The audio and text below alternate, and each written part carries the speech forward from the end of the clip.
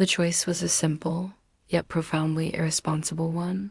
Clara, a 20-year-old university student, consciously traded her academic obligations for the fleeting comfort of an unmade bed. Lying in the morning sun, still clad in a light cotton nightdress, she justified her truancy with the self-serving delusion that one day won't hurt. Her mother, Margaret, a 45-year-old professional whose life was built on duty and discipline, shattered that illusion with her unexpected return. This was not a disciplinary measure for a child. It was a necessary adult-to-adult intervention. Margaret's decision to use the paddle was clinical, a tool to create an acute, physical memory marker for a mathbf $20-year-old who had dismissed her future. The instruction was precise. You chose to remain in bed instead of going to school. You will face the consequences exactly as you are. The humiliation of being found, the exposure in the cotton nightdress, and the physical anticipation of the wooden paddle were all components of a single, meticulously designed lesson. This was about transforming an intellectual understanding of consequence into a visceral, unforgettable commitment to responsibility. As Margaret returned to the room, the simple wooden paddle held with unmistakable authority. The mathbf $20-year-old Clara knew the debt for her carelessness was about to be paid, not in sorrow, but in sharp, immediate consequence. Asterisk the mathbf $20-year-old Clara watched the morning sun filter through the thin curtains of her room. The golden streaks fell across the rumpled landscape of her unmade bed. Every cognitive marker told her she should be in a lecture hall by 8 a.m., attending the classes required for her adult professional trajectory. Yet the appeal of the mattress, the lure of immediate comfort, proved too strong for her mathbf $20-year-old will. She lay sprawled, still fully dressed in her light cotton nightdress, her brown hair tangled against the pillow. Her books and professional notebooks remained untouched. Just one day won't hurt the overall adult journey, she muttered to herself, a rationalization as flimsy as the cotton covering her. Mother mathbf 45 $years old will think I'm gone already. She won't notice. The central error in Clara's judgment was her assumption of her mother's routine. Margaret, an imposing woman of 45, had indeed left earlier for errands, but an unforeseen complication at the bank forced an early return of Swift. Unexpected pivot in the established household order, Margaret returned quietly, setting her canvas basket down near the foyer. The house was silent, too silent for a weekday morning. She moved toward Clara's room, her suspicion mounting with every deliberate step. Finding the door slightly ajar, Margaret pushed it open and immediately found her 20-year-old daughter nestled lazily in the unkempt sheets. Margaret's eyes, mathbf 45 $years worth of practiced authority, narrowed instantly. Clara. The single name was delivered without volume, yet it cut through the silence like tempered steel. Clara startled violently, the twisted blanket falling away as she scrambled upright. Mother! I thought you would be out till later. The panic was raw and immediate on her mathbf $20-year-old face. The lie she had prepared, that she was just about to leave, died instantly under Margaret's gaze. Margaret stepped fully into the room, her presence filling the space. She wore a sensible, dark woolen suit and low, polished leather shoes. Her focus was absolute.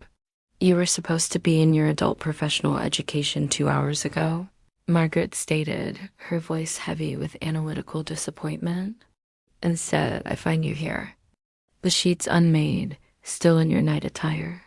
Clara, the adult daughter, stammered out the preemptive lie. I wasn't feeling well this morning. My head, it was hurting. Do not add dishonesty to irresponsibility. Clara, Margaret countered instantly, her gaze sharp as a surgical instrument. If you were unwell, you would have communicated that to me before I left, as a responsible adult should. Instead, you calculated this deception. Do you truly believe that the commitment you have made to your adult future is so meaningless that you can simply discard it for a momentary comfort? Clara bit her lip, avoiding her mother's stare. She had no answer because her mother had perfectly dissected her motivation, script expansion, the escalation of the confrontation, the introduction of the paddle as a tool of consequence, and the detailed internal state of the 20-year-old. Margaret advanced further into the room, her silhouette dominating the morning light. I have invested too much guidance and structure into your life for you to grow complacent now. Skipping school is not a small matter. It is a profound declaration of disrespect to your professors, to your potential, and to the authority I represent in this house. Clara pulled the blanket up around her shoulders, a futile gesture of defense. I just wanted a break, Mother. It was only one day.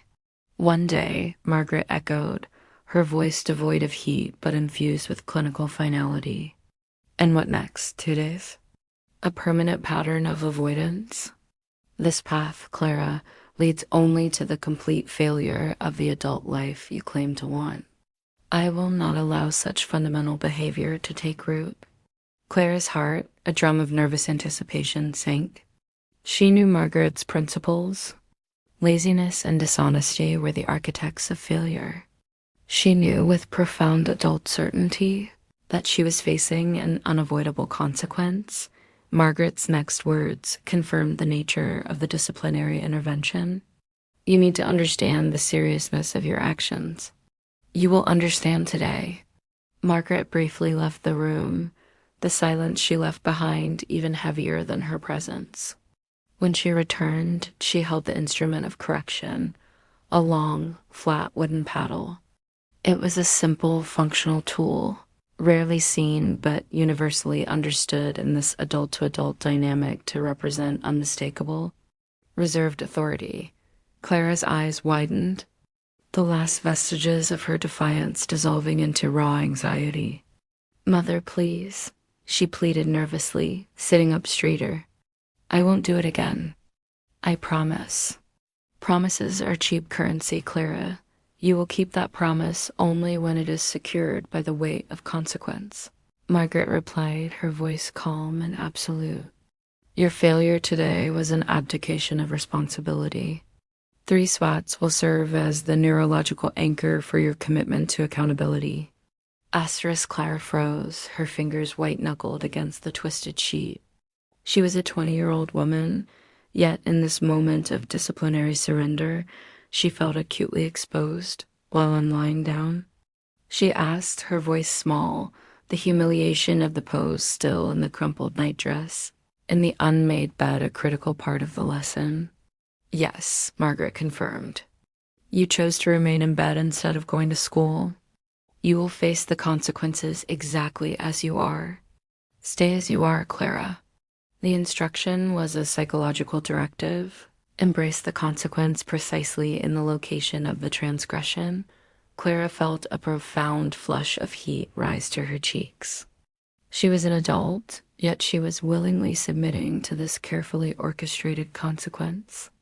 She knew the goal was not pain, but absolute, immediate, and unforgettable clarity.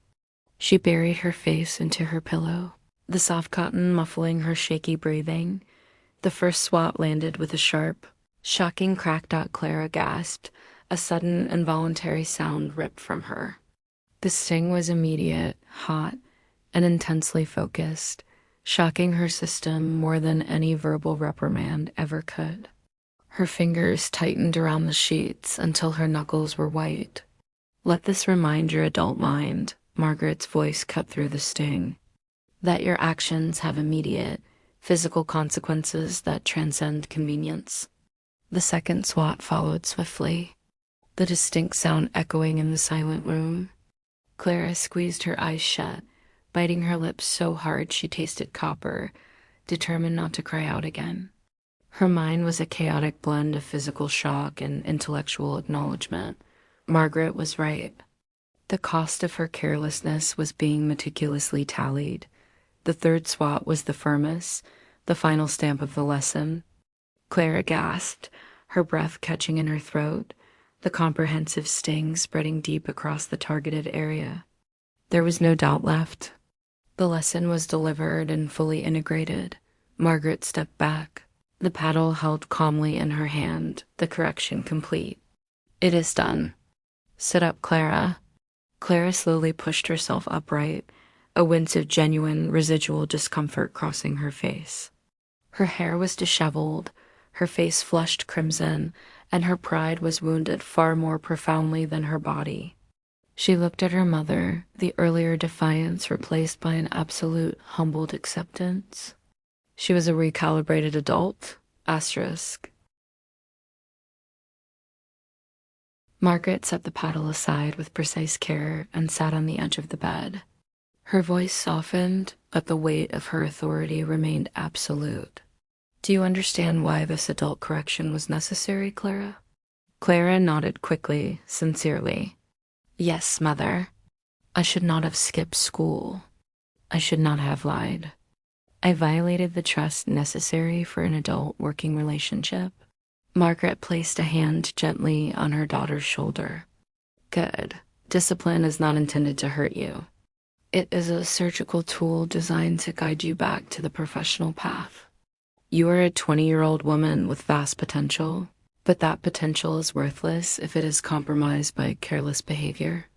If you want to be trusted with the freedoms of an adult, you must always act with demonstrable responsibility." "I'm sorry, truly, I won't do it again," Clara murmured, lowering her head, the heat in her cheeks a powerful reminder. "See that you don't," Margaret said, her tone a final, unyielding directive. "Tomorrow, you will rise early, you will attend every class, and you will not complain. Do I make myself perfectly clear?" "Yes, Mother." "Perfectly clear." Margaret stood and straightened her suit. "Very well. Now the lesson is over. Wash up and prepare a professional work environment. Idleness has no place in this household." As Margaret left the room, Clara let out a long, shuddering breath, her arms instinctively going to her sides.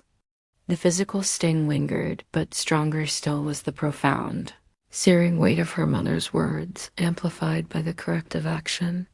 She knew with absolute certainty that she would not dare skip school again. The memory of those 3 paddle swats, administered in the location of her transgression, combined with the crushing disappointment in her mother's dollar, a THB F45, dollar-year-old eyes, was a neurological anchor powerful enough to keep her on the right path for her entire adult life. Asterisk, this adult-to-adult fictional study explores the effectiveness of corrective measures in fostering adult accountability. We invite your mature 20 insights in a consensual, adult disciplinary dynamic is a swift, focused physical consequence, like the paddle, more effective than a prolonged emotional consequence in creating an immediate and permanent memory marker for a specific transgression like truancy? What criteria do you believe should define the line between an adult break and a lapse in responsibility? And how should the consequence differ when that line is crossed?